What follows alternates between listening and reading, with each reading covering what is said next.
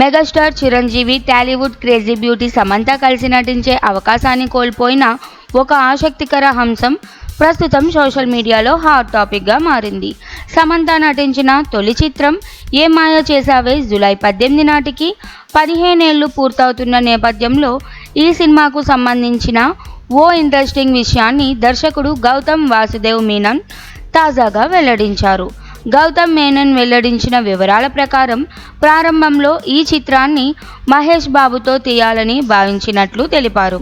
అంతేకాదు, క్లైమాక్స్లో megastar Chiranjeevi guest రోల్లో కనిపించేలా ఓ ప్రత్యేక సీన్ ప్లాన్ చేశారట. కథ ప్రకారం హీరోయిన్ పెళ్లి వేరే వ్యక్తితో జరుగుతుందని తెలిసిన హీరో హెలికాప్టర్లో వచ్చి పెళ్లి ప్రాంతానికి చేరుకొని ఆమెను తిరిగి ప్రేమలో కలుస్తాడన్నది ఆ సన్నివేశం. ఇందులో చిరంజీవి కీలక పాత్రలో కనిపించాల్సి ఉండేదట. అయితే కొన్ని కారణాల వల్ల చిరంజీవి ఈ ఆఫర్ను తిరస్కరించారని గౌతమ్ పేర్కొన్నారు. ఈ విషయాన్ని తెలుసుకున్న అభిమానులు ఒకవేళ చిరంజీవి ఆ పాత్ర చేసినట్లయితే సమంతకు తొలి సినిమానే మెగాస్టార్తో చేసే అవకాశం అయ్యేదని భావిస్తున్నారు.